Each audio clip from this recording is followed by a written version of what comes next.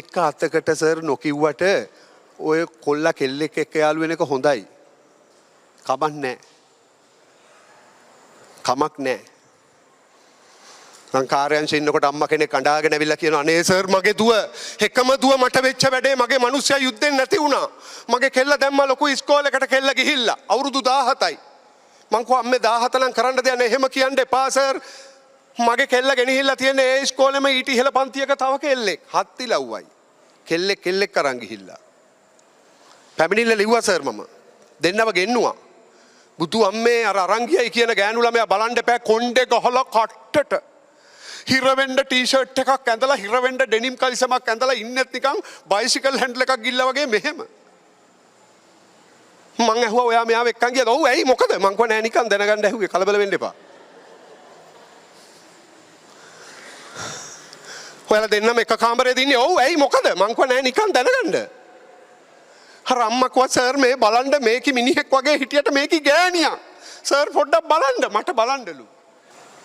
ඒ අම්මත් දන ගහලා වැන්ද දුවට යම් පුතේ ගෙදර කියලා බෑ. ඔයා මට තිත්තයි. එයාත් කිව්වේ මට තිත්තයි. කොල්ලෙක් කෙල්ලෙක් එක්ක යාළු වෙනවා කියන එක මහ ලොකු යුද්ධයක් නෙමෙයි යන්නේ. ඒකනේ අපේ ප්‍රසන්න සර් අර යාළු වෙච්ච කෙල්ලට ලියපු නිසදැස හරියට කළමනාකරණය කළා විශ්වවිද්‍යාලයට යව්වේ. ඒක හරි සුන්දර වැඩක්. ඒක නෙමෙයි ප්‍රශ්නේ තියෙන්නේ. මේක මහා දරුණු වසංගතයක් බවට පත් වෙලා. ඉස්සර යාළු වීමයි අද යාළු වීමයි දෙකක්. අවුරුදු 15ක ගෑනු ළමයා ඉන්ටර්නැෂනල් ස්කූල් එකේ පැමිණිල්ල කරන්න එනවා 5 දෙනෙක් එක්ක සෙක්ෂුවල් ඇක්ටිවිටීස් කළා. 5 දෙනා කවුද කියලා අහුවම එක්කෙනෙක්වත් ඇහැට දැක්කේ නැහැලු. ජේඑම්ఓට දැම්ම කොළඹ. අධිකරණ වෛද්‍ය නිලධාරීතුමා වාර්තාවක් දෙනවා දීර්ඝකාලීන ප්‍රවේශයක්. ඇහැටවත් දැකලා නැහැ එක කොල්ලෙක්වත්. අන්තර්ජාලය හරහා දණ්ඩ නීති සංග්‍රහයේ වගන්තියකුත් නැහැ. ඕන් කතාව.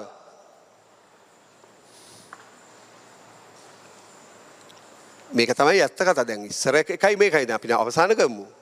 යාළු වෙච්ච අලුත බුදු අම්මේ කොල්ලයි කෙල්ලයි යාළු වෙච්ච අලුත පෙම්බස් දොඩන ඔයා ලැබුණොත් මගේ ජීවිතේ ඔයා උළු කැට ගඩොල් කැට කනවා අම්මෝ. ගෑනු ළමයි බස් ස්ටෑන්ඩ් වල යකඩබට මෙහෙම නමන්නේ කාලේ. ඔය දැන්නේ ගෑස් සිලින්ඩරේ උස ගන්න අපි එනකන් ඉන්නේ. ඔය යාළු වෙච්ච අලුත කොල්ලයි කෙල්ලයි බයික් එකේ යනවා සර් පුදුම ලස්සනයි. බලන්න යාළු වෙච්ච අලුත කොල්ලයි කෙල්ලයි බයික් එකේ යනවා දැක්ක ගමන් කියන්න පුළුවන් බයික් එක පදින්නේ කොල්ලා නෙමෙයි පිටිපස්සේ ඉන්න කෙල්ල. කෙල්ල පිටිපස්සේ හිටියට සීට් එක උඩ නැගලා මේකගේ නකුටු ගහිච්ච බෙල්ලත් මිරිකගෙන කෙල්ලගේ හොම්බයි දත් වහල්ලයි පෙට්‍රල් ටැංකියනුත් ඉස්සරහේ යාළු වෙච්ච අලුත. බැඳපු නෝනයි මහත්තයයි බයික් එකේ යන තාලා අද සජීවී වැස් දෙකෙන් දැක්කා ඒ නෝනා මෙතන ඇති. ඉන්නවා. බයික් එකේ කාවේ. තර අපේ රියදුරා කියනවා අන්න නීත්‍ය අනුකූල නෝනයි මහත්තයා මම කොහොමද දන්නේ? ඇයි දැක්කේ නැද්ද මහත්තයා හිටියේ පෙට්‍රල් ටැංකිය උඩ නෝනා හිටියේ ලයිට් එකනුත් පිටිපස්සේ. හැවිත් තමා බැලුවේ ඉන්නවද කියලා. ප්‍රේමයක මහිම. නෑ සර් ඔය පෙම්බස් දොඩන්නේ නෑනේ දැන්. දැන් මායි නෝනයි බැන්දෙත් යාළු වෙලා. තේහෙන අපේ නෝනටත් බැරිය මා එක්ක සර් රැට පෙම්බස් දොඩන්න. අද රැට අපේ නෝනා. සදාදරණීය වල්ලබයන්නේ වල්ලබය කියන්නේ මහත්තයාට. ගතසිත පිනායන සම්බෝල සමග දරුවන්ද සමග පැමිණ භුක්ති විඳුණු මැනව. මම යනවා හා සොඳුරිය කලකට පසු සම්බෝල රසනහර පිනායයි. දැන් නෑනේ ඕවා. අර සර් මේ ඊයේ පෙරේද අපේ ඔෆිස් එකට ඇවිල්ලා ටයි පටියක් බැඳපු කොල්ලෙක් මගෙන් අහනවා සර්ට දෙන්නද මල් පැකේජ් එකක් මොබිටෙල් එකෙන් ඇවිල්ලා.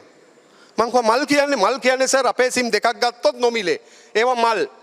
සර්ට ඇත්ති තරම් නෝනත් එක්ක මල් කඩන්න පුළුවන් දුර පළාත් වල ගියා. මං කිව්වා යකෝ මොන මල්ද අපේ නෝනා එක්ක මට දීහන් තප්පරයට ගෙවෙන මොකක් හරි එකක්. අන්න තප්පරේ පැකේජ් එක දැන් දාලා තියෙන්නේ නෝනාගේ බිල 35යි මයි 45යි. අයි සර් කතා නෑනේ. අද රෑ වුණොත් අහයි එනවද ඔව් කියන්නේ ඉස්සෙල්ලා තියලා ඉවරයි.